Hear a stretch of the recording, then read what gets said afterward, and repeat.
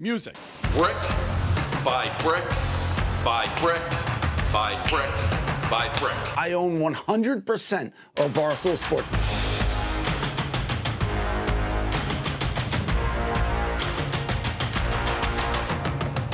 The sun, the moon, the Milky Way.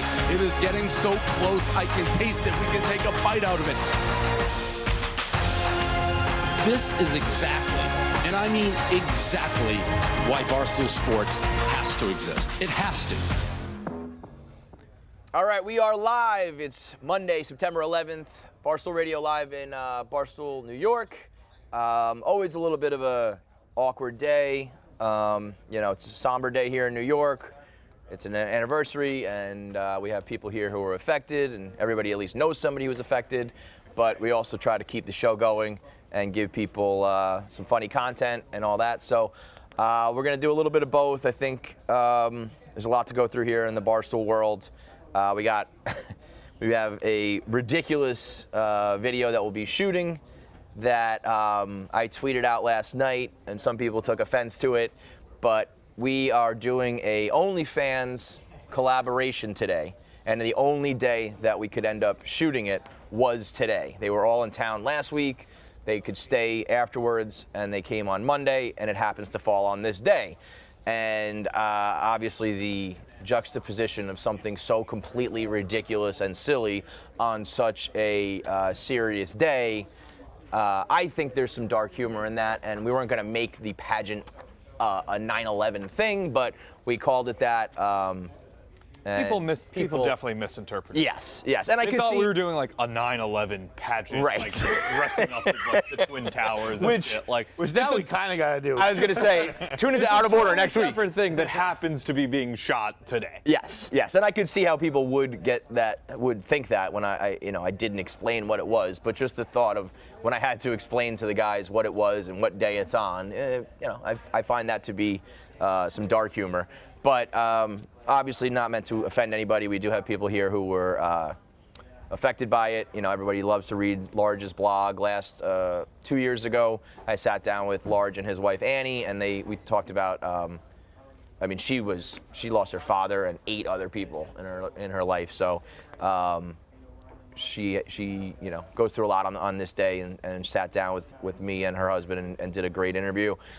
So we got a lot on that front, but also a lot going on here at Barstool. So we will take calls on the matter. We'll talk about all these things. We'll get Rone on to talk about the pageant. We'll explain what we're doing there.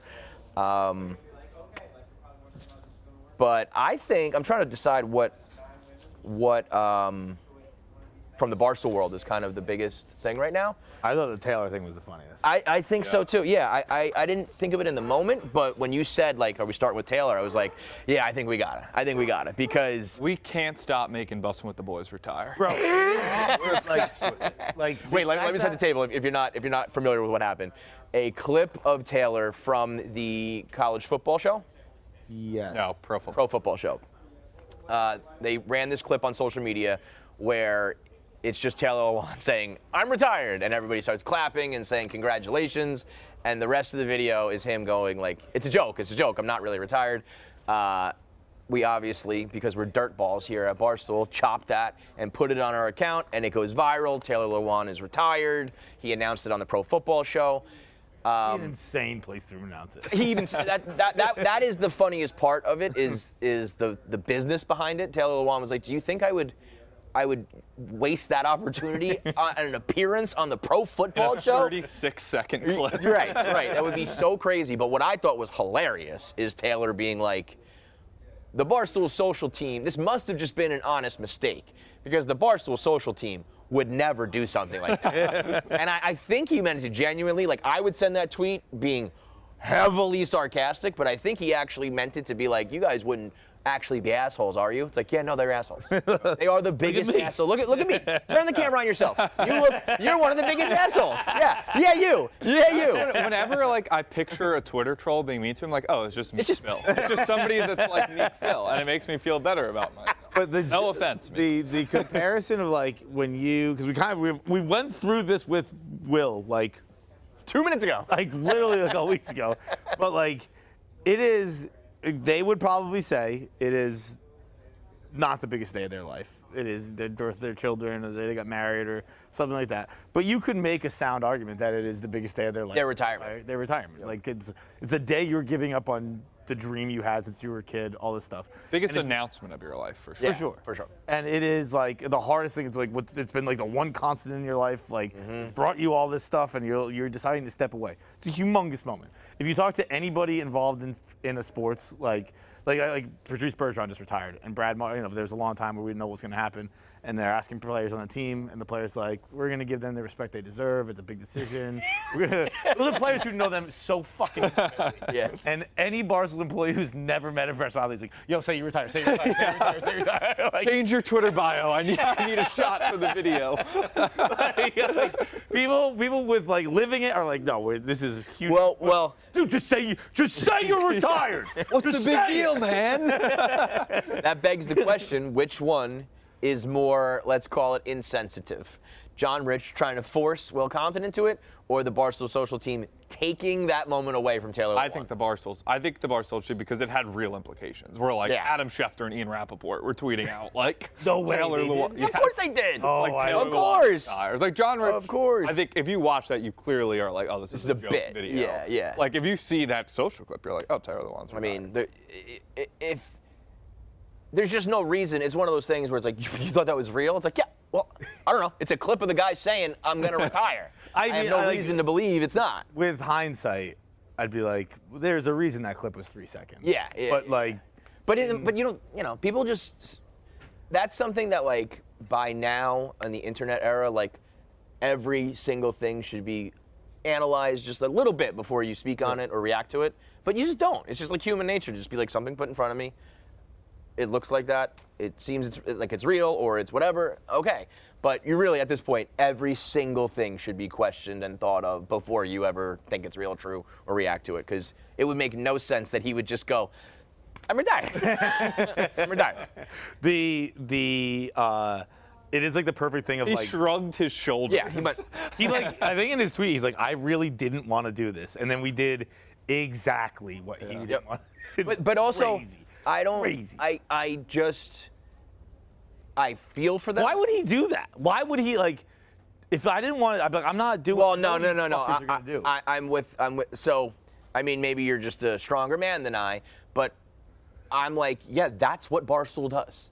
Like, we put people in compromising situations and we watch them squirm and we make entertainment out of it. I think that's what all of Barstool has always been. I think he did afterwards go and make a conscious effort to be like, that's not going to be tweeted out, it's just a clip, right? That's what, according to his tweet, where he was like, I didn't want to do it. Yeah. They made me do it. And now they did this. Yep. I'd be like, if I didn't want to do it, I'd be like, I'm not going to do that. There's a reason you guys want me to do this. Yeah. I'm going to say that is an important point to reach. There's the exact tweet on screen that he said. I'm not retired. Production team asked me if they could use this clip. I told them yes, as long as they keep me saying it's a joke in the clip. Obviously, they didn't listen and got what they wanted. Congrats on getting numbers, I guess. Yeah, I mean, so I think reaching the point of being able to say no at Barstool is an important one that even a fucking professional athlete who's like a grown man and has his own life and everything, it still can be awkward when it's just like, yeah, we're just gonna do this thing and you're gonna be a part of it and you're just like, okay, I don't know. When it's just like, no, I'm not gonna do that. I think a lot of people have more trouble doing that than they. You just gotta know what they're gonna do. Right, and I don't have trouble doing it if you're gonna listen to me. I know you're not gonna fucking listen to me. But you have to almost become a psychopath. You know what I mean? Yeah. It's like what's the worst possible thing they can do? They're gonna do it. Yes. I mean, I go to work every single day like that. Yeah. That's why I live.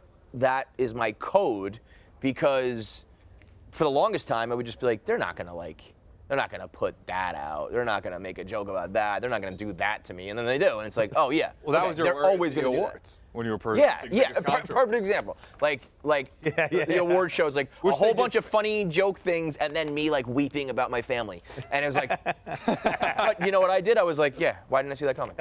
I was mad at myself. I was like, I should have saw that coming. And I should have been ready to say something about it, because they will always do that.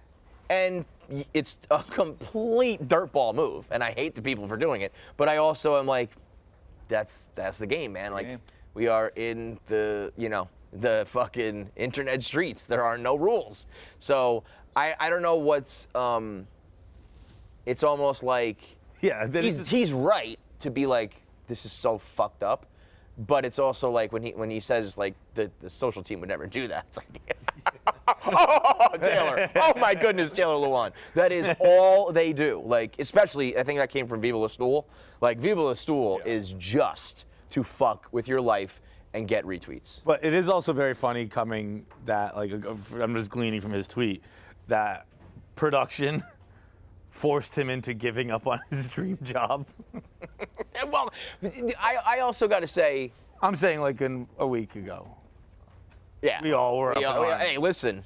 About a lot of people lost their dream job. People are like, no, just say it. Just fucking say it. I don't want to say it. I don't want to. Like, this is the most important thing that's ever existed in my life. I wonder when he says he talked to production, was it like he talked to his production team? I would just talk to. What I was told because there's a social team, there's Barstool production, there's the Bustin' and the Boys production, there's a lot of that. He talked to the producers and was like, when you make the clip of Barstool Pro Football Show. Pro Football Show. I was like, when you make the clip, make sure you leave in the part where I say I'm kidding. And the producers did do that. They made the clip. Someone else. They made the clip where it adds that he's kidding, and then when the social team tweeted it out, they cut it out. They literally cut that part. No way. Yeah, but yes way. Like, of course. You know, like, that is what they fucking do. Dude, that's crazy. I mean, it's not crazy, but it's crazy. It's like, it's just the world we live in, and like, it should be crazy that we blatantly ignored someone's very serious request. I mean, I guess, you know, the social person, whatever, like, they didn't get that from Taylor. You know what I mean? Like, yeah. So, I get, but like, still. Like I don't know. I guess just like in my head right now, again, I have hindsight and all that. I'm like, if I look at that clip, I'm like, there's a reason this is in the clip. The part of him saying, Yes. I'm like, it seems like, and I actually haven't seen the full clip. I imagine Taylor kind of drives it home. Like, I'm not retired. He says, like, I'm joking, I'm not retired. There's a reason that he wanted. I definitely saw that clip somewhere. Can we pull that up? Because I did not watch the full show, but I only saw the clip where it looks like he retired. But that's why it's like, you know. Oh, it's the perfect example of like, the news gets block A, the apology gets block C. Yeah. Like, yep. Like, that has like 16 million views. Yeah. And then like, there's no, definitely retired, people out there like, who think Taylor Lewan. 100%. Millions. And they should think that. Yeah. Like, they're not idiots for that. At the very least, Viva La Stool could have threaded the full video or the aftermath of him saying, I'm joking, I'm not retired. Just like, throw me some sort of bone to point to. But, you know, they didn't. I mean, that doesn't do numbers. That's Meek Phil. That's fucking Meek Phil, that scumbag. I also heard it was his idea to call the Pageant 9/11. It's unbelievable. Just some clarification on Taylor Lewan stuff. Someone on our team fucked up. Dave yelled at us, so now we will not fuck up anymore because Dave yelled at us. But that's crazy to me. That like. Thank you, Dave. We will not fuck up anymore. Yeah, there are. What was that? I thought you were going to come with a lot better stuff, Mig. I mean, the PR, like, the one sheet. Dude, did Dave cut all your dicks off? What the fuck was that? Yo, that's crazy to me because do you know how many times you know how many times Dave should have done that here then? Like, that's nuts. You know what I mean? Like, it is a little bit. What? I'm sure he's like yelled at the social team before. Yeah, but I wonder if it's like, I don't know. If someone else was like, yo, the social team like fucked me over, I think you'd be like, I don't care. Yeah. You know, and that's, we went over this ad nauseum last week. There are different rules for different people. If but Rico Bosco was like, they're tweeting out too many of my losses. That's what I mean. I don't think Dave's complaining. Dude, they're never, you know, That is obviously very different than Taylor retiring. Yes. But there are, if Rico was ever like, you know, when Rico was like, don't say anything about my family, he was always like, this is the internet, bro. You're in the you're in the Thunderdome. It's like, well, okay. But, you know, Taylor is a more important person and a bigger star and all that shit. But slippery slopes here at Barstool is all I'm saying. Chris Klemmer can't talk anymore. We're getting mad at the social team for you know, taking things out of context in a video. Like, that's the first time that's happened. That's I find that interesting. But you know, Dave is, you know, Dave's fully back in the mix if he's worrying about all that shit too. If he's talking to the social team about what clips they can and can't put out. He had a tweet about a caption yesterday. Like there was a tweet about there was like a caption about a Deshaun Watson interception that he didn't like. I think that was probably just because he was already mad at the social team. But Yeah. Like, What was the caption? Do you remember? Something about a Deshaun Watson. It was not that. It was like something about a Deshaun Watson interception. It's like one of the worst of the season. And he was like, "Oh, is this supposed to be a joke? It's only week 1." Oh, so like, he was not actually that mad about that. I think it's I like more when Deshaun Watson with one of the worst interceptions of the 2023 season. It's only week 1. Yeah. I'm more okay with being like our social team's unfunny than being like we have to police like who can and can't get videos put out about them, because that's just a bad joke.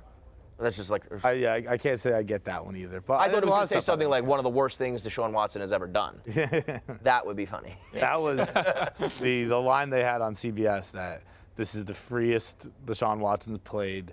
Was the exact quote? It was Deshaun Watson since he decided to not play. Since he decided to not play in 2021. So fucking funny. Did he decide to not play? Yeah. How that went down? Did you see the guy do the Matt Ryan 28-3 thing to his face? That was brutal too. No. It was like it's Matt Ryan's first day in the booth, and the play-by-play guy says something where it's like, it's only 10-10 right now at half. It feels like it should be 28-3, and like he didn't. It was never acknowledged, but what an asshole! Ah, that's funny. But I don't know. That one's funny. I don't. You know what that is? That's like the social team being like, we don't give a fuck who you are. that shows that whoever that was has no respect for Matt Ryan. No respect. To do that because like day somebody one? somebody else, you might be like, I don't know, man. I'm not gonna like make that joke day 1. But people are like, Matt Ryan, I'm gonna do that. You're not doing That an sucks. 18-1 joke. This dude went to Boston College. His first game. Perfect example. Yeah. No one would be like, it's like if you were an 18-1, right, Yeah. Tom? With Brady? No fucking Also, way, I John. thought he was supposed to be in the Fox booth. What happened to that? Next year. Oh. Take a year off. But Brady has a sense of world. humor about it. Brady does. Brady also Brady's has fine. won No, 7 other Super Bowls. That's fine where too, he though. can laugh but about also, it. it's like, would somebody make the joke? Yeah. Whether or not Tom Brady he would Like just in laugh that, about they it, have fine, that but- script writing commercial where he's like, "Do you think I would go along with a script that had me lose to Peyton's brother?" Right. Right. And like, you gotta take some balls to at least give it to him. Be like, "What do you think about this?" Right. He's like, "All right." Somebody was like, ooh. Speaking of Tom Brady, I cried yesterday. You're a crybaby these days. Yeah. Jimmy Buffett, Tom Brady. It was- Tom Brady just coming back to Gillette got you like that? It was. It's the only I saw way him run I around cry. hyping people up. Did he like do anything? It was. Oh yeah. Were you there? No. He gave a halftime speech. That was amazing. I didn't know the speech was coming because I thought it was just like they built a new lighthouse. He rang the bell and I was like, oh, that's what it all was. Like it's not that good. But then he ran out, did his thing at halftime, and then gave a speech.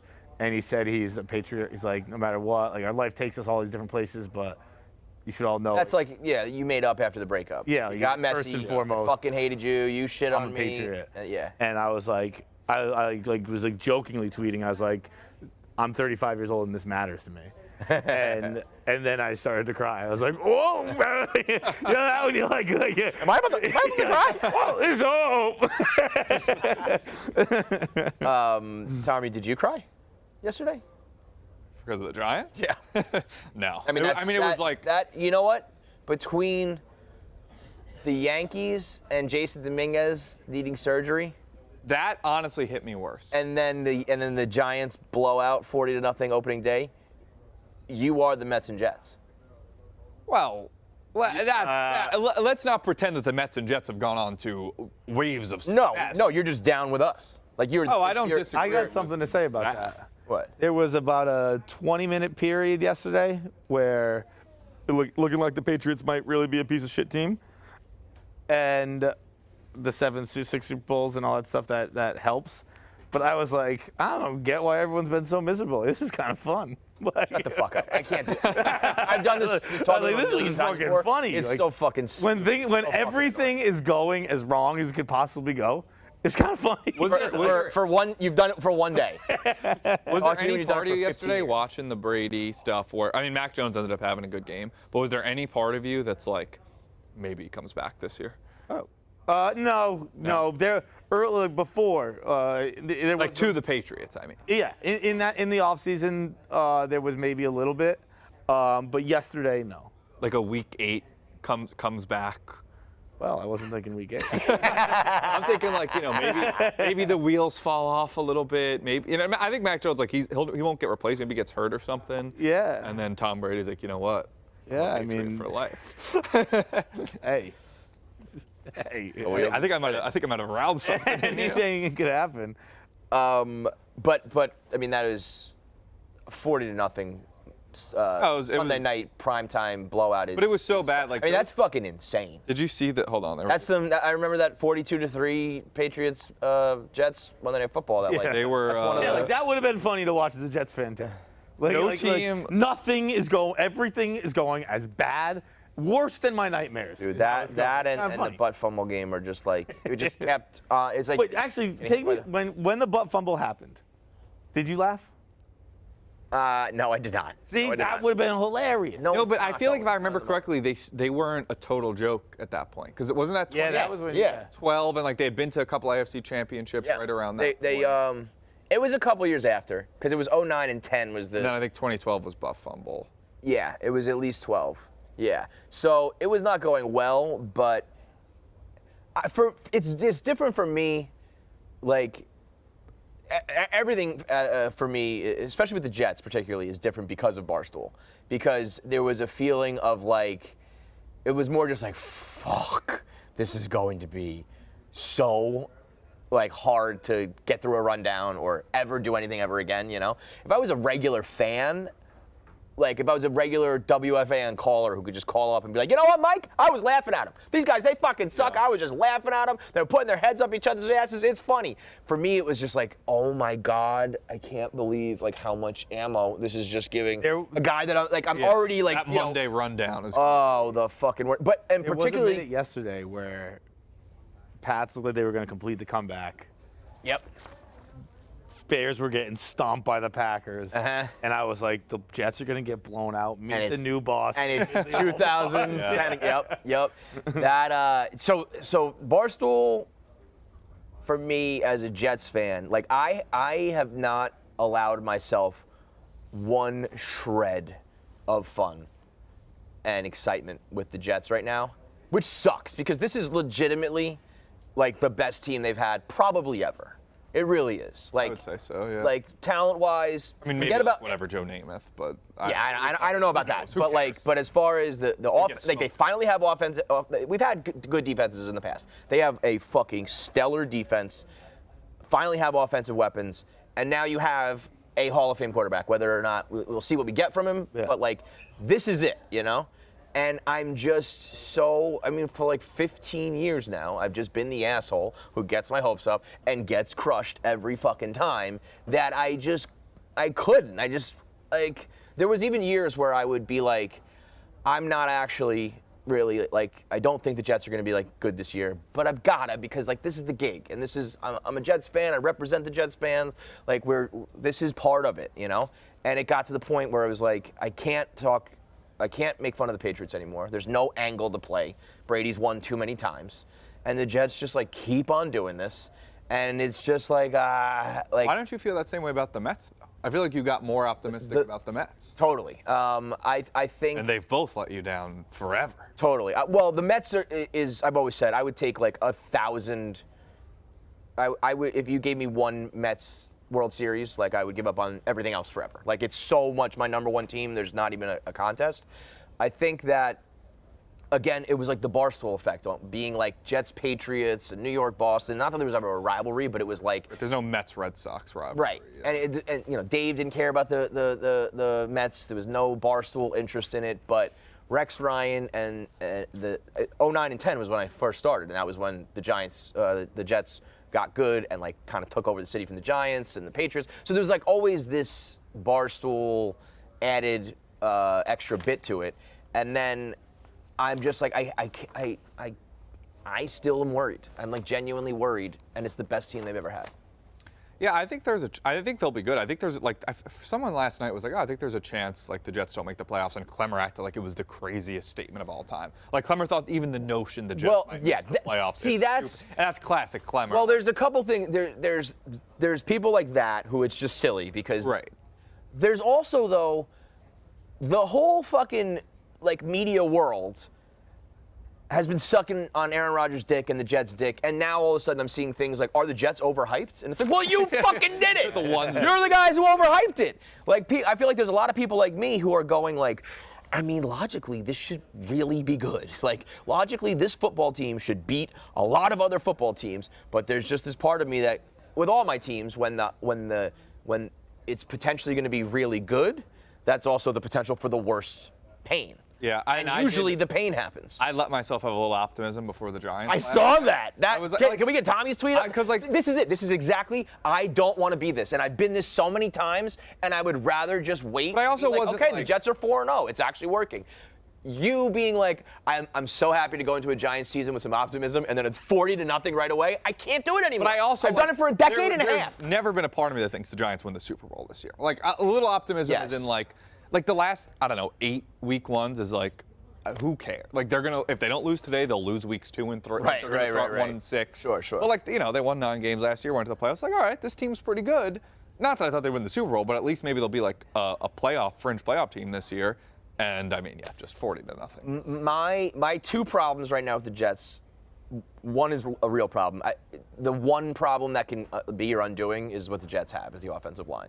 I think everything else can be good. If you don't have an offensive line, it could all go to shit.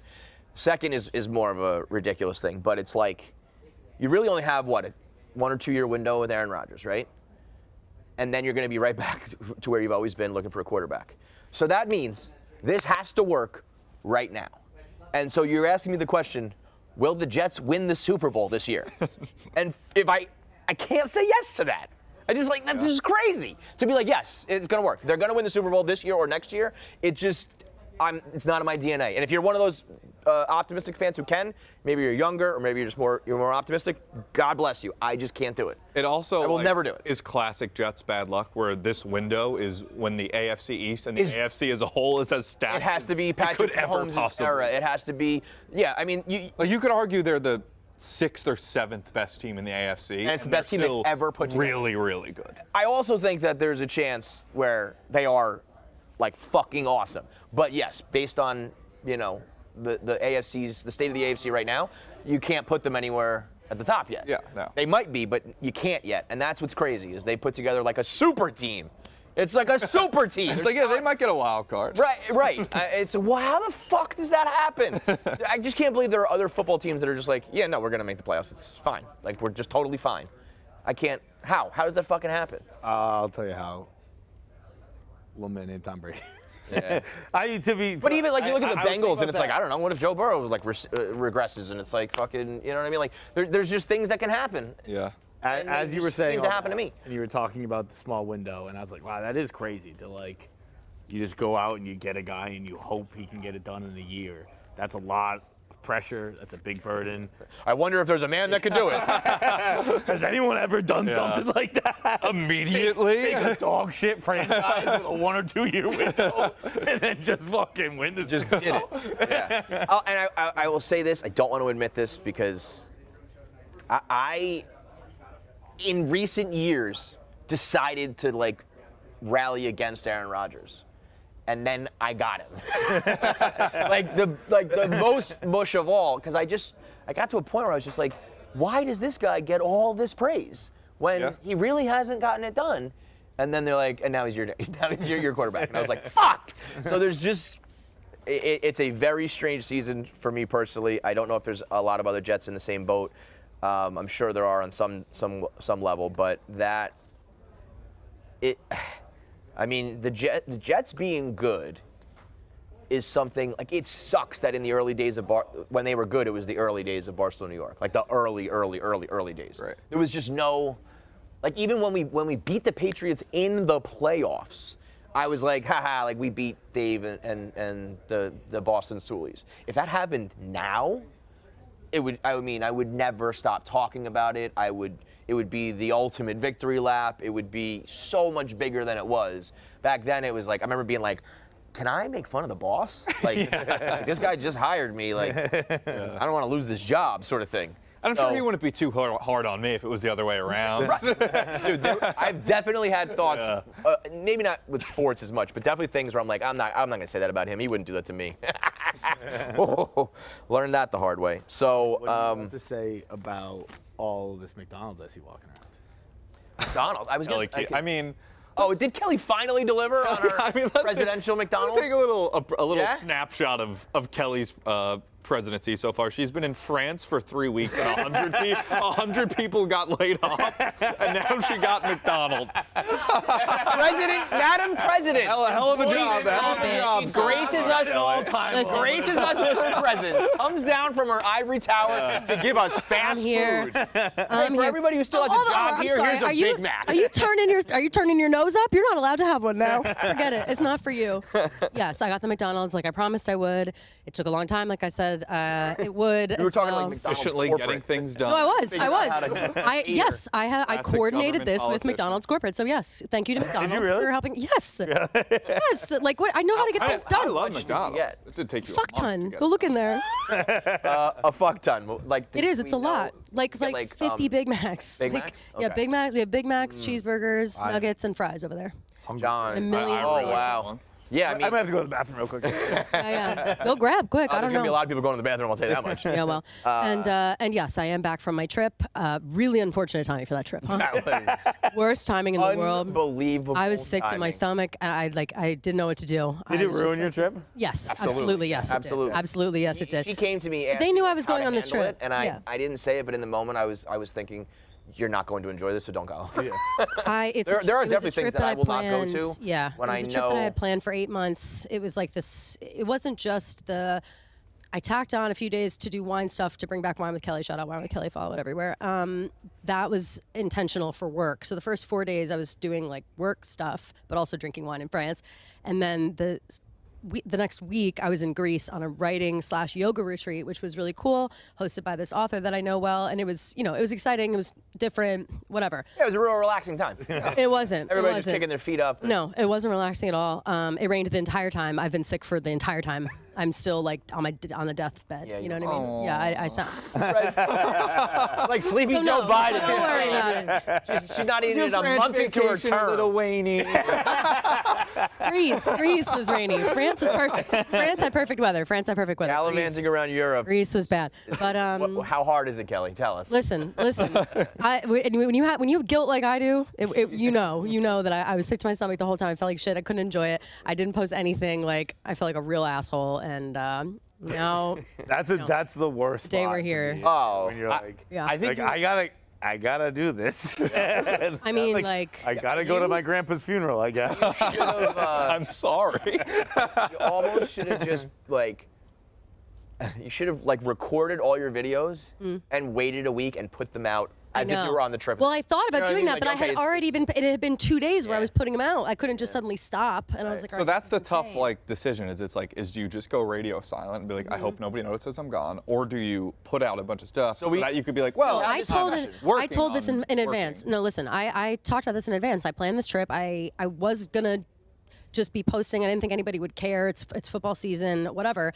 And then some shit went down, and Also, I you got came- fucked. They moved the date up. Right. You would have right. been in the clear. 'cause I would have it been was supposed to fine. happen last So Thursday, whatever. Kevin, I had texted Kevin, or no, I'm sorry, I literally talked to you to your face, asking, should I just go on this trip and hope for the best, or should I let Gaz and Dave know? And he said, definitely let them know, which was in my gut anyway. So I'm glad that I did. Trying I to told Gaz. hide shit. No, They which will is not find out. something I will ever and do. then they will I be didn't mad. want to do that, but everybody was telling me just see hope for the best, and I was like, are you guys sabotaging me? Like that's what it felt Listen, like. If we've learned something this past month here, people Never. still have no clue how to Right. operate with Dave Portnoy and Barstool. I would much rather People's be. telling you to. I would try to much rather be hide a upfront. European. 100%. No, I would much rather weeks be after the upfront. company was bought back. Right. I'd rather be upfront and honest I'm honest to a fault and things like that, where it's like I probably, whatever. But I would say that I'm glad that it happened, because then I wasn't worried about posting, and they knew why I was posting. I said the whole reason why I was going, what I was doing, blah, blah, blah. Like maybe the longest email I've ever sent to Gaz. How long was the email you got? Oh, you sent it to Gaz? Long as fuck. Yeah, I sent it to Gaz, and I said, I'll send this to Dave too if you want. He said, I'll let Dave know. So that's how that worked. How long was the Gaz's response?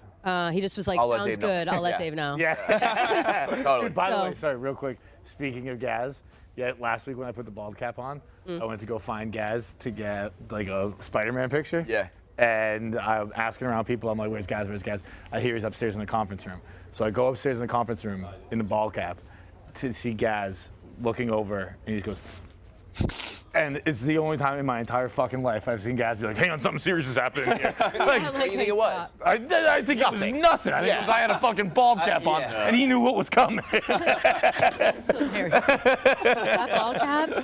I think I don't want to be made fun of for being bald. That's what I think. That bald cap was so cursed. I know that you loved it, and I'm sure it was fun, but it was. I can't believe he got so it ugly. off. Like, I was watching it get put on. yeah. Joey had a bottle, a spray bottle that says glue on it, Yeah. and he would hit him with like 20-second That's sprays. that wig glue. That actually, Over. it's still on. My hair's very tough right now, but that's You know, you that's gotta fine. put some baking soda inside your shampoo. I'm dead serious. Really? Yeah. Use shampoo. But Well, you gotta use shampoo for this. the bad part was the edges. Like all my hairline, like all back here, because like that I think That's got when it the starts actual getting glue he was makeup. using. Yeah, like makeup too, to that get was the like cap that was on for days, and Kevin just had me pick some off like before the It's in his ear. Ew. Inside his Ew, I'm ears. sick. That's Yeah, it was fucking gross. gross. Anyway, so enjoy McDonald's, everybody. All right. And I'm gonna hide, I think, for a few weeks after that. So President Kelly. just let me hide and say nice things. Puppet Sleepy regime. Joe. Yep. No, I'm not Sleepy Someone else Joe. I'm not pulling- Sleepy Joe. Pulling the strings behind the scenes while the just real don't need to president be- hides. I just don't need to Art be imitating life. I don't need everybody to remember where I've been. Although I am wearing a cool shirt today that nobody said shit about. It's got Medusa on it. Hello. Hi, I went to was in Greece. Greece. Hi, I'm Oh. Greek now. I still think, Yes. despite the fact that you've Well, said it like 5 times, I still think you just went to France. I keep Everyone thinking keeps France. saying that. It's just a funny Why? narrative. Because I only posted in France. I stopped posting. I let go. And so nobody knows I was in Greece as well, but I was. All right, goodbye. I'm leaving. See you later. Let's, Rone, you want to pop on? You want to talk about the pageant? And then we'll take some calls. So we got, that was weird. Big day in the office. We've got the purple starfish carpet rolled out. We've got about double the amount of OnlyFans girls we thought coming through. Yes, sir. So many? Rone is We got like nine of these women. Nine Nine of of- these business I'm- women. Can I say something that's obvious, probably pretty obvious? I'm terrified. I hope I don't see them at all. I'm so intimidated by OnlyFans women. Big time. Like anyone who's willing to be naked on camera terrifies. me. Because you know what? You know what it is? They have. When Dave was arguing with Clemmer, and Clemmer said, "I don't care if you fire me," it like took away Dave's power. You know. It's like a face tattoo. It's like, I know, like, that you've seen some shit. Yeah, like, you've and been in the these fucking... women I know can run up on you and be like, "I'll suck your dick right now." And you have to be the proceed like, no, I don't want that. So they can just, they're willing to play the ultimate card, and so you can't beat them. I like having the power, and the OnlyFans women take it all away from me. Yes, exactly that. So, just like the presidential election, this is the new Barstool New York ideas that we're trying to make these bits of content where everybody gets together. This was the one that jumped off the page at all of us. Glenny has the hookup. It was really like, I was like, Glenny, give me an idea. And he like didn't have an idea. He's like, well, like, people do love OnlyFans. We could do like some kind of pageant or something. Oh, and then you're like, oh, OnlyFans. Sounds pretty fun. And he was like, how many girls do you need? When do you need them? He really is. Glenny is like a borderline internet pimp at this point. Is that? Yeah, borderline. That is a very fair assessment, Glenn. Glenny's like, pimps take a cut. I do it for the love of the game. He talks to the pimp. He's more of a middleman who. No, there's no It's pimps almost- involved. No there's- pimps involved. But it's like it's kind of two pimps. There's actually multiple pimps involved. Yeah, I mean, Anyway. theoretically. I don't. Yeah, who knows if they So like this we language. we will. I don't know. You. So what it was going to be is we were going to have a pageant of, and we're basically going to be pairing up Barstool dudes with OnlyFans women and having it judged by some of our women in here. And flipping the OnlyFans game on its head. yeah, and so they'll be Women paired up. judging women. Yeah, as it should be. Well, it's women judging men. Game flipped. It's women judging men coached by women. That's really what it is. Got it. Yeah, Oh, wait, so are the women coaching the men or the men coaching the women? They're a team. it's a team, They're a and they have to team, but- coach one another on like so they might be able to tell you a little bit about how to walk sexy like you would in a pageant. Right. You might be able to tell them how to answer a question sexy how you would in a pageant or I'm the something like best that. sexy question answerer there is. Now we originally were prepared for like half the amount of girls. All of a sudden we found out there's a lot more. So Tommy being the ultimate competitor that he is, he said there's a game that's to be won. Well, you guys I will asked join. me. I said, yeah, I'll do it. And permission to rizz them up. Oh, of course. I feel like that's kind of. Permission to rizz them up. Permission granted. To rizz up my female compadre. I mean, the judges might not like that, though. I don't know if That is true. Are you playing to win or are you playing to Riz? I mean, if I end up with some love out of it, then I'm playing for love. Hey, who knows? This is like Barstool. These things are not like really planned out. Maybe we just end up having like a fucking love show. Who knows? A bachelor show. Maybe Tommy all of a sudden becomes the OnlyFans bachelor by 3 o'clock today. You never know. Anything can happen. Crazier things have happened. I think way crazier things have happened. And they also said that there's a chance for a 10th woman to show up. Glennie, you want to say who it would be? There would be a 10th girl. Remember Whoa Vicky? No way. Yeah, they said she was invited. Whoa, I don't know if she's going to come, but she was invited. She was like an internet. Yeah, OG. she's now on the website. Whoa, so she Whoa may be Vicky coming. is she got hit with that cultural appropriation tag real hard. Yeah. And I He talks think, black. I think did she say she was and she just like wasn't? She's like, I would read like that. Yeah. Amazing. Yo, if Whoa Vicky walks in, you definitely Does should she run. look like she could be? No. No. Nope. Nope. Pull up Whoa Vicky. She's a blonde girl. I think she's like religious now. Oh wow. And she like Is she- I'm distrusts the assuming she's deep on state and shit. Like, OnlyFans? Oh, all right. My type of girl. Yeah. Tommy asked her, was it I just Pantone? popped. Yeah, so she would be the 10th. So we would have to like dig into the toy box of weirdos. I almost think she's like the final boss somehow. The other 9 win, and you have to like, Yeah, who's the ultimate Whoa boss Vicky. for her? She's not a confirmed. She's not confirmed. She probably won't be yet, but here. She may be coming. Who's the queen of OnlyFans right now? Well, Bad Barbie, Bad Baby. Apparently, there was a report that she made like 50 million in a year. Yeah. I mean, Iggy Azalea. Iggy Azalea's on? Yep. She joined. There's a lot of like otherwise talented women who are parlaying this into like a second level of talent. Like It happened to podcasting. I know exactly what you're talking about. for real. NBA players. OnlyFans and podcasters, digital podcasters. Whoa, hang on. This is Wait, supposed to be are for us the fucking. lectures on now?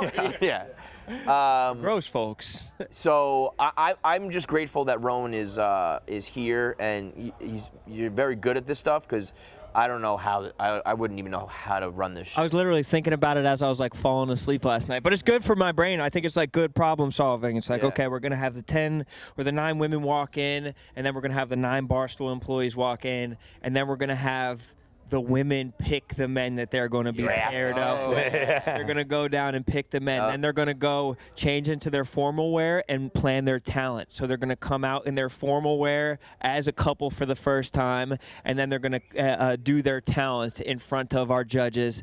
They'll be getting 10 points for the formal wear, or a scale to 10 points for the talent, and then we're going to pare it down to 5 last couples, and then the 5 couples will be answering a question that Francis is over there writing right now. So he's going to have questions. Francis, you could not be a better pick for this to write the questions. So We don't know what the question is going to be ahead of time. It's Francis. It's It's a hand-selected like, Francis. in the beauty pageants, they're like, how would you solve world hunger or whatever. So Francis is a version of that. By the way, that was a great blog. Great blog. That was an all-time. That was a great blog. Written by you. Yeah. Yeah. We need more of that. That was good.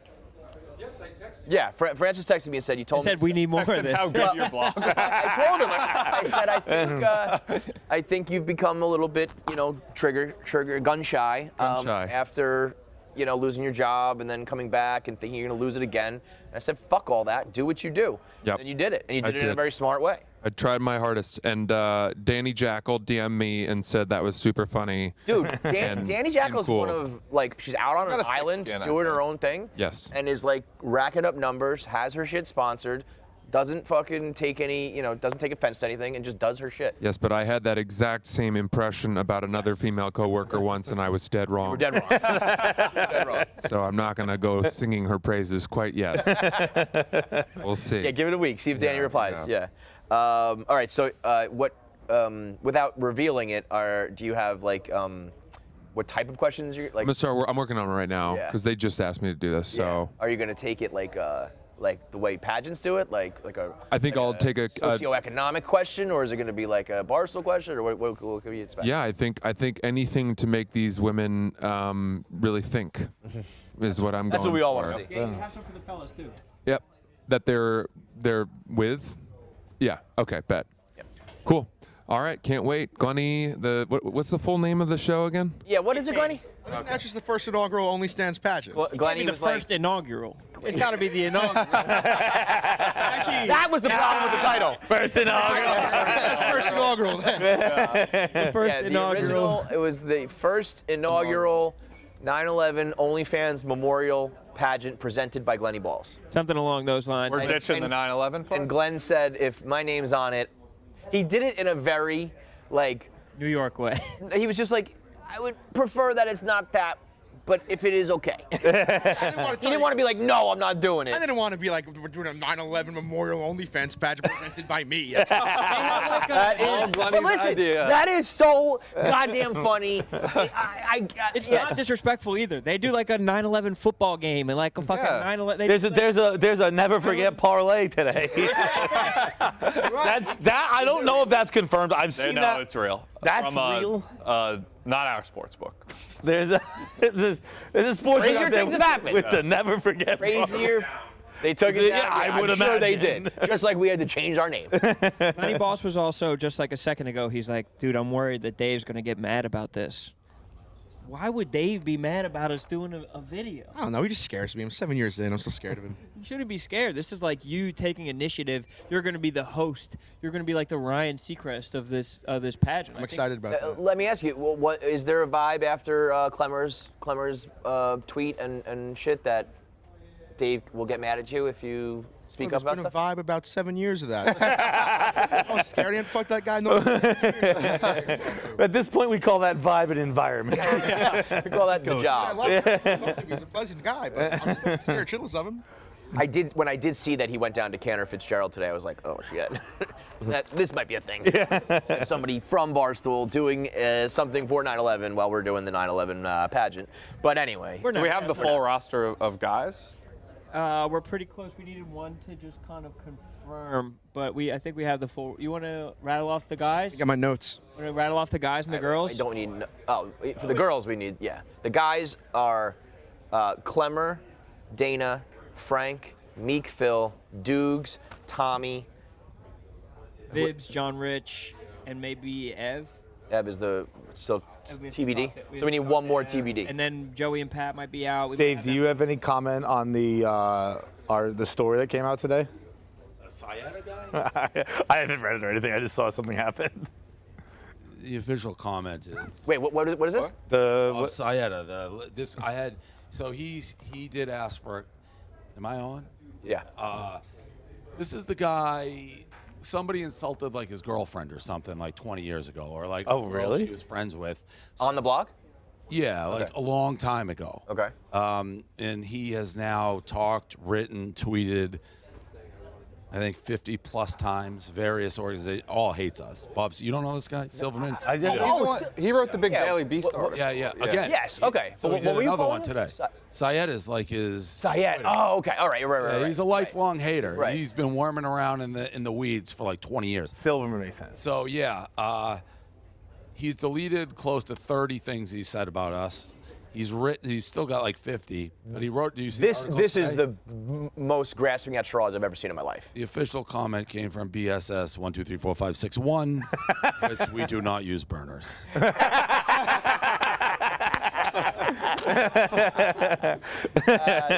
is great. Yo, listen, there's been a lot of Robert Silverman has.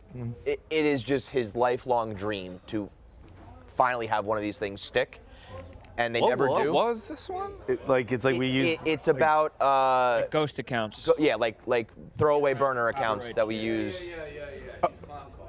Yeah, he's a literal clown. Robert Silverman, he literally went to clown college. I'm telling you, it started. Somebody insulted his girlfriend. I did not know that part. Yeah. That's how this whole thing started. I mean, he's written 10 by now, and none of them ever have any impact. The Daily Beast every time. That he was friends or associated. Do we? Somebody went after this person, and then he came after us. Okay, I did not picture Clown College Bob Silverman to be the guy being like, "Don't talk about my girl." No, that just doesn't. That'd be a girl he had like but, a crush on. Okay, all right. There's a girl he He loves. thought he last- would win her over by writing. Right. Last question before we let you go. How cool was McConaughey? I met him before. I do. Have you?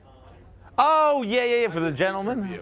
What's my guy? Yeah. So That was like a press junket though, right? Wasn't Yeah, it like yeah. a bunch I of knew those he sites? didn't know who he was. I was like, you don't recognize me, right? And he's like, no. I'm like, you did a pizza review with me. He got it then. Yeah. Well, he like woke up when I said that. So Eli knew who I was. Yeah. Like, Yeah, right. well, Yeah. I think anybody in the NFL knows. Yeah. Yeah. So. All right, cool. The Daily Beast article is one that's like. It's the tweet is so funny where it's like, but it's like it makes it seem like we're. What's the tagline? It was like Barstool Sports is a syndicate of spies using blah blah, and they have no intention of stopping. And it's like we tweet highlights. Is that what? Is that what this is about? Let me say this. Sometimes when there are hit pieces, I'm like, you know what? This is a little bit of a sensitive subject to navigate. Like, you know, I can understand certain opinions on certain things. This one, I'm like, shut the fuck up, dude. When I first heard about it, look at that. Is that real? Wait, No, that's real. That's real. That's their. It's not a real that's their picture of image. Dave. Well, it's not a real picture of Dave, but it's That's a real. their image. But they made that like as not a joke. Him in front of the Are they on stand. sale yet? I was gonna say we need to put that. Yeah. Dave, have you seen this picture? Are these shirts on sale yet? The picture they used of you with like the bandit Like mask. a Batman, We have to- Adam West We Batman. gotta put that on a t-shirt. That's fucking unbelievable. They put that up thinking like that was. Say we don't copyright infringe with that picture that they made. That probably is copyright infringement. Yeah. Yeah, absolutely. That's like even the Dragon Pizza. All the people like, took my video. Like that Yup. is copyright infringement. But that. Everyone has my video. But that's the internet. Yeah. The people who complain about that. Yeah, it's- you you know what I mean? That No that's, one cares. Who are you lobbying for? Like the big corporation? That's what's crazy. So listen, when it was first told to me, I thought it was about like other creators, like you're talking about, like we post other people's videos, because I know when we do 1 Minute Man, we have to ask everybody Olympics. for permission, and I thought it was like, listen, if Barstool is taking a lesser known creator and using their stuff, that I can understand that being a problem. $50 When I saw that they were the victims are like the NCAA, I don't think you're gonna get much. Nobody's crying for the Julie NCAA. DeCaro's jumped in the mix complaining, which is one of my favorite stunts ever. The Minifan guy who works, he read her book for 8 hours straight. She keeps saying that's a major violation. She's dead ass serious. She's like, Barstool read my book. Nobody read that book. Nobody. He's the only person in the world who read that All book. the Minifans were going to go buy that immediately. This guy did an 8-hour YouTube stream reading Julie DeCaro's book, and she says that's copyright. She tried to sue for it. Imagine in 8 hours he read the entire thing online. That's commitment right there. That's really. That is commitment. That's a great bet. I'm just gonna read a whole book. Dude, well, I made a 1 Minute Man video over the weekend for Dak Prescott's tattoo, how he went under anesthesia, was making fun of him, and the social guys were like, we can't post out the pictures of the tattoo. And I was like, guys, like, we can't do anything anymore? We can't post a picture of a guy's tattoo? That's crazy. And Gaz was like, there's a hit piece coming about permission. And I was like, oh, okay. Like, because we always ask for permission now, like on everything. I'm actually complaining about it. So I was like, I can't wait to see who the permission hit piece is about. And then it's not even people who like you should lobby for. Like if it is somebody who I filmed this and you made money off it and I didn't, that sort of thing, I get Olympics. it. It's like the But most it's corrupt organization in the it's world. like FIFA, the Olympics, and the NCAA are the victims Also, of we Barstool are posting tweets. Far from the only account that does that. So many people do it. I'm almost more emboldened now. Yeah. Well, I will say. I'm gonna tweet I'm gonna tweet do this. I'm ground gonna outs start from doing Yankee this. games. I'm pretty sure. I remember one of our producers being like, if they ever do come for us, the names that we make these accounts are really not too hard to decipher. And it was like Chuck not, Tomato. Yeah. It was like not Nicky Hams. I think Pave Dortnoy is one. Pave Dortnoy. That's great. That was the softest of all the hit pieces, I think. I mean, that one, that you should have to retire from I hit don't think pieces. this even gets. I don't think you could call it a hit piece. I'm thinking the same thing. It's an op-ed. From a literal clown. Actual clown. Bob Silverman, man, you never stop, dude. All right, let's take some calls. Ev, you want to be in this pageant today? Let's go, Big M's. All right, we got our 9th. All right, let's go to the calls. The number is 888-STOOL-22. That's 888-786-6522. Right now, we only got Troy on the line. Is this What's up, Troy? Saskatchewan? Yes, it is Saskatoon. Troy, you are you're on fire 3 days in a row. Yeah, through radio, I actually found out there's another radio fan in Saskatoon, so now you have at least 2 of us in Saskatoon. Absolutely. My name's Troy, actually. My dad's a big Cowboys fan. You guys were talking about football. I'm named after Troy Aikman, so Wow. suck it. I mean, it's just I your want to name. talk about, you guys were talking about... No, I'm talking about the Cowboys game. Yeah. I thought you were saying suck it. Your name's Troy. My name's not. Anyways, you were talking about like being fans for shitty sports organizations, and because I'm a Cowboys fan, kind of born into it, I get grouped in with like, oh, you're the bandwagon of Duke, the Lakers, Cowboys, and the Yankees. Yep. But like the last time the Cowboys won the Super Bowl was like January 1996, the 95 season. I'm born in 96. I was born after they even won the Super Bowl. So all I know as a Cowboys fan is painful losses and playoff disappointments, but I still get grouped into this. So at what point do the legacy of winning from years ago carry on? I think it's a great point. I think that the Cowboys and the Yankees have no business being mentioned in that. The Yankees have won 14 years ago. Yeah. Like that's different than 30 years ago. Yeah, but I would say that there's still a whole generation of people that know one championship and are not. No. Yeah, no, I think that's just that group of fandom and like making fun of it. I don't think kids do that. Yeah, I would that's imagine us. kids don't do that. Yeah. Like, What do you mean? I think that's like stuck in our generation. Because I don't think it would have applied. I think kids would be like, why would they Who be? gives a fuck about the Yankees? Why would they be? You're saying like kids in high school right now aren't being like 27 rings, bro. No, I'm saying, they're like- the Lakers, Cowboys, Duke, Yankees, like. Oh, that's yeah, a joke from like our generation. Yeah, I don't. I would because the new generations have they do not view the Yankees at all as like. Well, they could still be viewed more than the Cowboys. Sure, if you guys want to argue for like which shitty team can kind They've of be had more remembered as a success winner. than the Cowboys. If it wasn't for that one year, you'd be on a 20-year drought. And well, if it wasn't, I mean, yeah, but throw out ifs, ands, and buts. Sure, but I'm just saying, like, in terms of we're talking about the great franchises that people. It's been a rough for. decade. It's been a rough decade. In Troy's lifetime, the Cowboys are bigger losers than the Giants. With the Giants? Yeah. Oh, yeah, easily. Totally. Yeah, exactly. That's not So even as close. like as an NFC East fan, you have In our lifetime, Troy. the Eagles are bigger losers than the Giants. Yeah, you could say that. You could say that because it'd be true. I mean, they've won more. Yeah. That's fine. I don't mind. You got smoked yesterday. You fucking embarrassed yourselves. A fucking loser-ass fucking franchise. You have absolutely zero room to talk to anyone about anything. It was the most embarrassing showing on the football field that's ever fucking happened. And I know this is going to be like not an insult. Eagle fans like the Eagles too much. I'm fucking I'm tired. Eagles fans are Don't fucking so nod me, obsessed. Phil. Go back to fucking kneeling like a fucking 1700s painting, dude. It's like, I'm on your ass, dude. I was filming you the whole tired of time. hearing about the fucking birds. Are some of the they are like probably the most dedicated group. They're passionate. I would think right now. But like you guys are what like sports should have been and should be. Like you stuck through it all, and then you got rewarded. Like you did it. You got it. That's what that's what the Mets fans are hoping for. Right. And It's like I'll be rewarded for eating shit for all this time. And then you won one, and now you're also like a good franchise that like you're gonna be in the mix.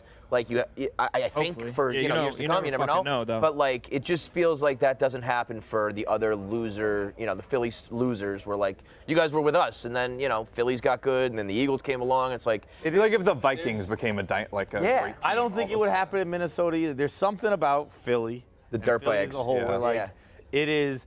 It's almost like so. I went to week 2 last year with Rone against the Vikings. Against the Vikings, and it was Monday Night Football. It was crazy.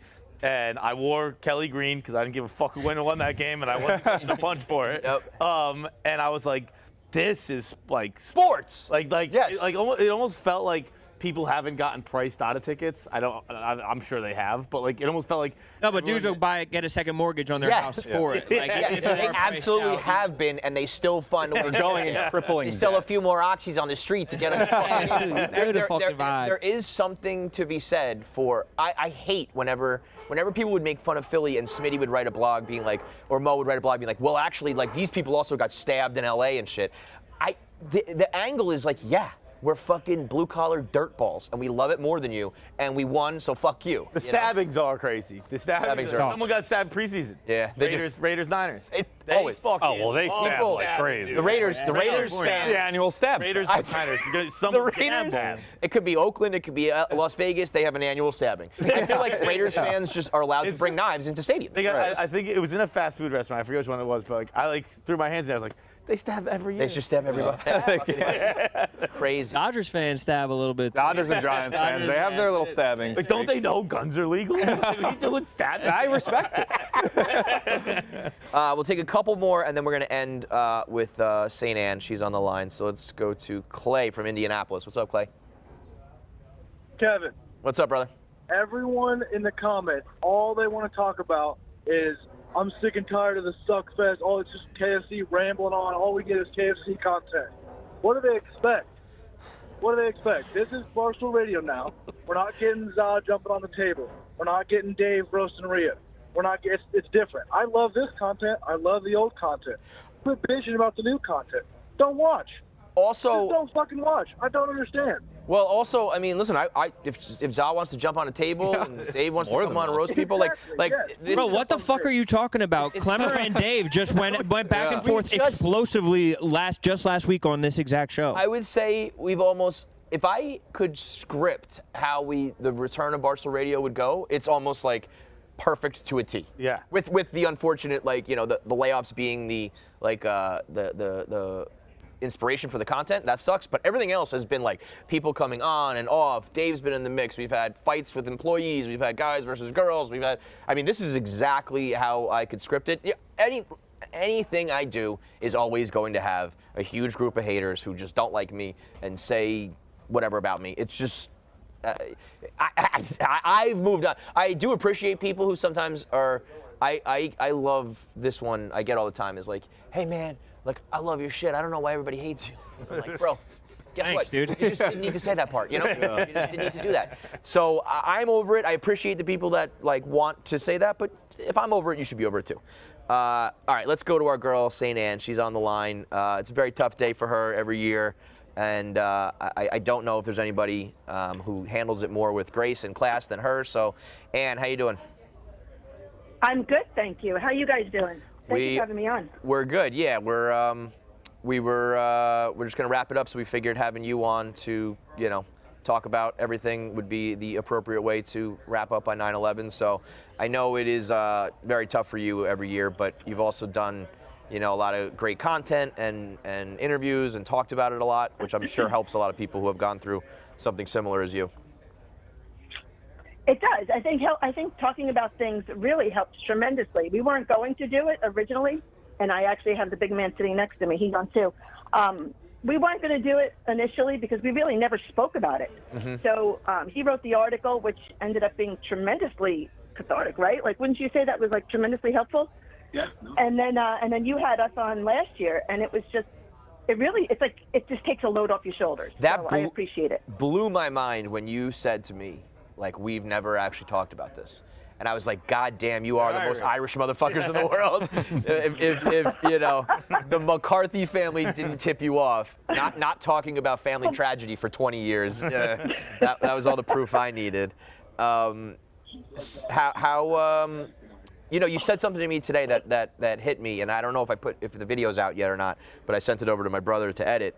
That you told me a couple other people who lost people in 9/11 that I had no idea, and it made me realize that everybody knows the man with the red bandana, and we talk about first responders, and even to some extent now you and Large, your story is out there, but there's just so many people who are either directly or tangentially affected by it that don't get the documentary made or don't get the content made that are going through hell today too.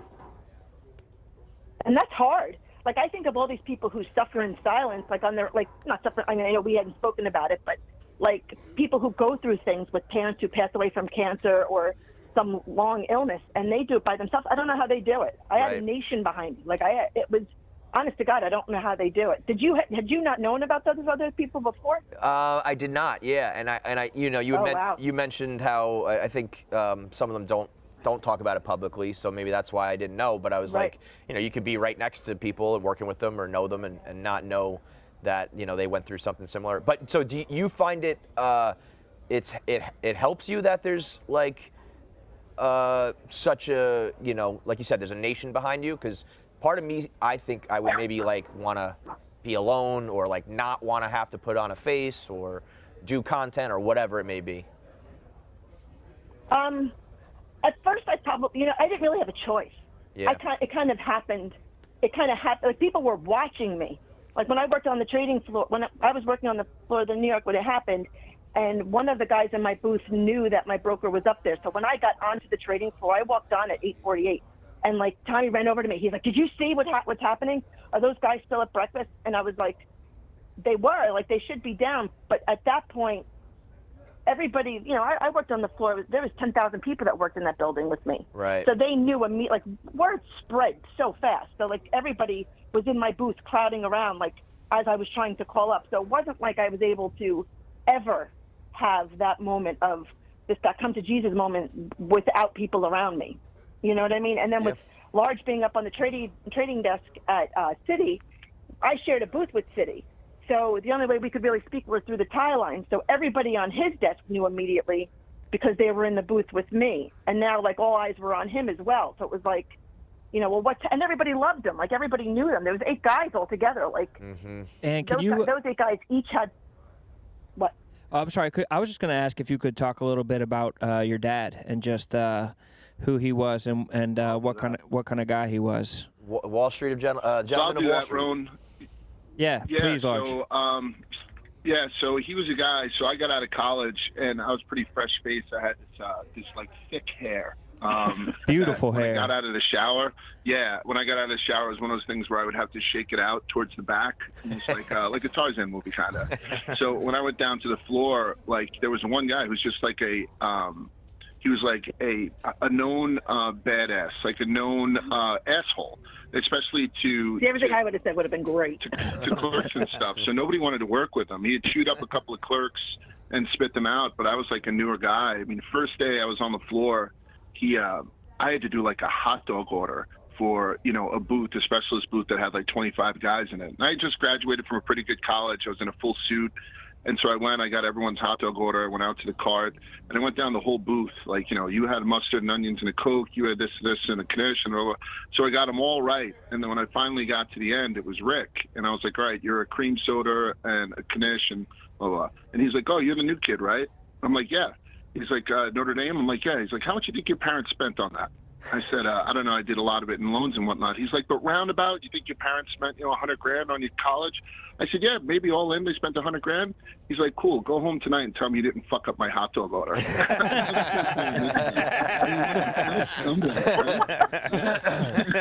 all of a sudden, I'm just standing there, and like the whole floor is looking at, you know. And then I realized I'm in a suit, you know what I mean? Everyone else is in a floor jacket, and he cut me right to the quick. And the guy was.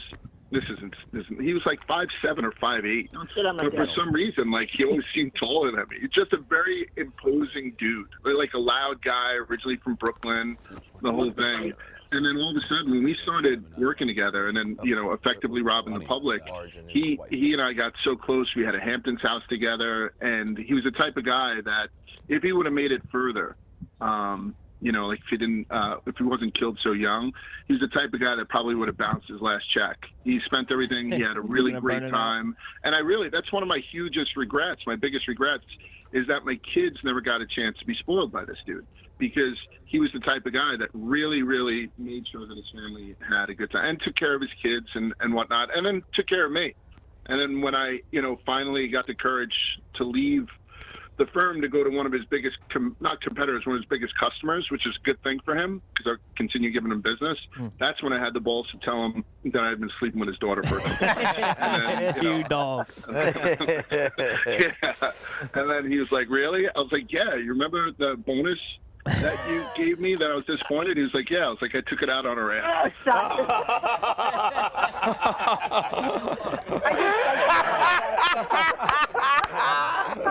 Oh my God Almighty! It was one of those things, though, and then we joke around about it. But I'll tell you this, and you had mentioned how we're very we didn't do it for a long time. Like we didn't talk about it or write about it. But when I did write about it, and you guys know as much as me that when you hit go on hit publish on a blog, you're always the top 90 comments are there. If they're positive, you don't pay attention to them. It's the last 2 that call you fat and stupid that you tend to remember. So I didn't want to put that shit out into the ether and have somebody say something. So I'd say it all the time. I was just as inclined to hit delete as I was to hit publish. But then when I hit publish, we got that, that 190 comments, or I did, and all of them were positive. So either somebody was filtering the comments that day. So that's why the following year, I was like, Andy, it's almost like finding like a better dealer. I was like, Andy, you got to get a hit on this. Like, this is so cathartic and positive, And then Kevin was nice enough to be like. Plus, I trust you, Kev. Like, I know that like you would never lead me down a wrong path, so I felt comfortable. So, I don't. Like, I don't trust Kevin. Like, I know him a little better. And then, so he was like bringing the memory box, and I was like, holy shit, because Annie said she had a memory box, and I remember. We've moved a couple of houses since then, right? Because we're wealthy. So, like, every time we move houses, that memory box had never been touched. And then finally she blew the dust off it and, like, went through it with Nick Hamilton. And I was like, wow, this is good. So even little things like this today, like, we're at home. I just made pork chops with vinegar peppers and, we're just doing our thing. And it's really good to shut out the whole fucking world. But again, these little things, like having Handy smiling doing this, like me joking around about it, Dad, it's fucking priceless. That's why, it's the best place in the world for me to be working. Wow. So that's it. You'll always have a a place to do it on the blog or on radio, podcast, whatever it is. You're part of the Barstool family, so we always got your back. So try to get through the rest of the day and try to keep that smile on your face, Annie. Thank you. I would have loved to have been one of the judges today, honest to God, because I think it's a fabulous idea. But I'm all swollen. You know what? We'll do it next year. Post, I'm like, it'll be an annual event. We'll do it next year on a different day, and we'll definitely have you in. Because God, would I love to hear your judgment on what's going to go down today here. It's going to be. God. Yeah, you know what? Yeah, chickens don't have ducks. I'm a lot like my dad, so beware. Howdy, fellas. All right, thank you guys. I'll see you guys tomorrow. All right. Before we wrap up, Dave wanted to chime in on something. Well, I think we know where. What? Oh, go ahead. No. It's unbelievable. So I was doing a 9/11 charity event this morning at Cantor Fitzgerald's, which is one of the places that they lost, like, I think 600 people. Yeah. So it's one of the main ground zero. And they kind of do it in a similar fashion to, like, when we do our telethon a little bit. Like, you get on the phone with traders. It's real trades. So you report it, say it. So I got on a phone. This is a funny but crazy story. So I got on the phone, and a guy was like, yeah, big fan. I'm a Ryder. I'm like, you're a Ryder? He's like, yeah, 3-year Rico Ryder. And I just like, so you're a terrorist. Second I said it, I was like, luckily, like, the people knew it. Like, they're all, like, Barstool people around. Like, the second I was like, oh my God. It's terrible. Worst thing you could be. Terrible. Yo, that alarm just goes off. The second it came out, I was like, oh.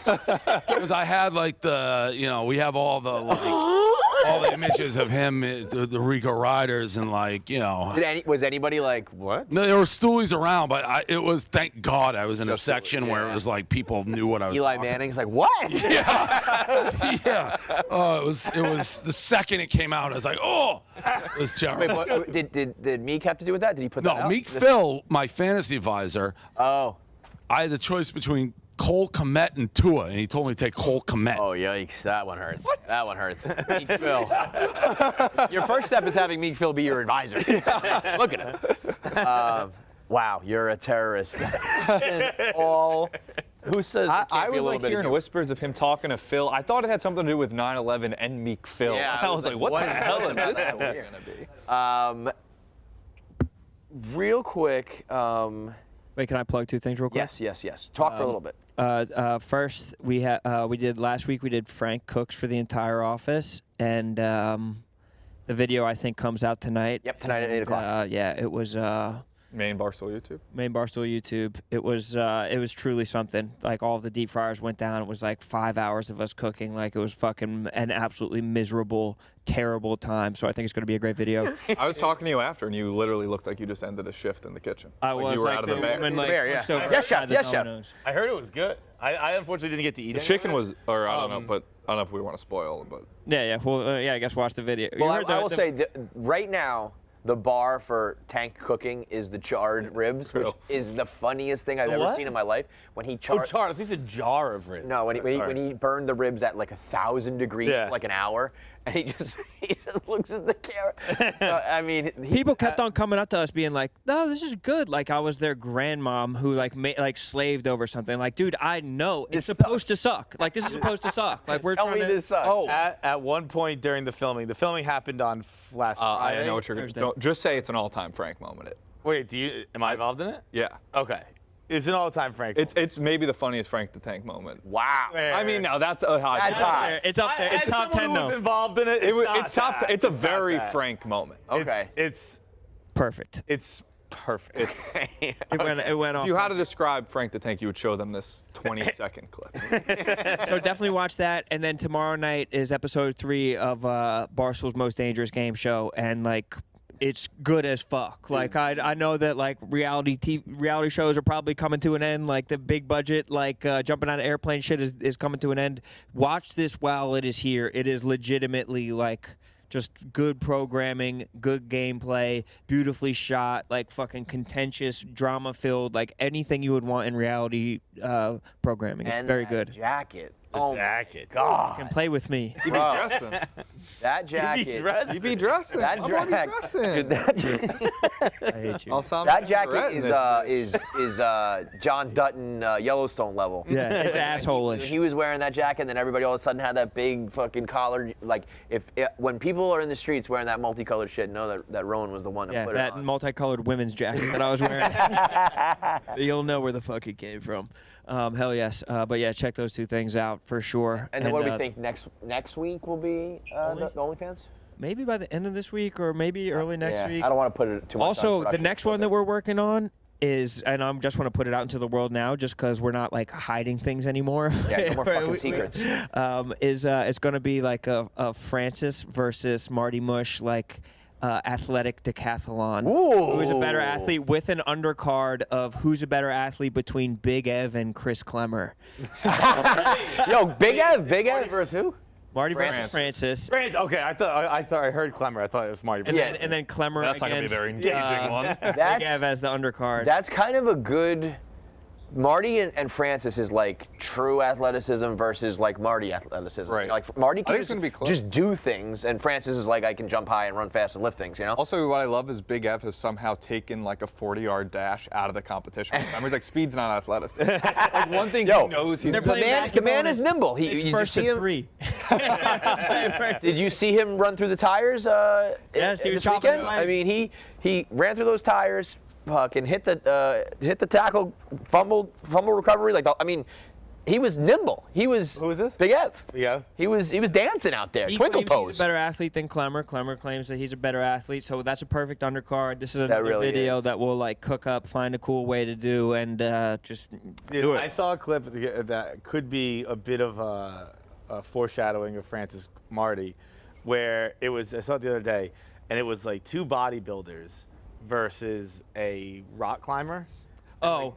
And the rock climber is skinny as fuck, and he can pull maybe like 300 pounds. Exactly what they were doing. These 2 dudes are fucking huge. Yeah. And they got like whatever that lap machine is, and he just gets on. He's like, I don't lift weights, I don't do anything, and he just fucking bang. Like, I've never done this before, and it was perfect form. Yeah. Didn't even look that big, just was naturally strong, grip strength. Yeah, dude, that's what it was. I think I'll throw it out there because every week we sit down and with everyone in Barstool, New York, we throw out ideas that the whole office could do, and maybe we have like a fan submission. I think people should definitely be like, good ideas are good ideas. Like it doesn't matter who owns the idea, where the idea comes from. It's like if it's a good idea. So if there's something that fans have always been like, we want to see Barstool do this, or if it's something we've done before and you're like, we want to see the spelling bee done again, or something that you really liked. Now's the time to put it out there. It doesn't cost any money. We just like Money has like a harem of women that he can. It's like we just have so much more at our disposal now to be like, I think we can do that.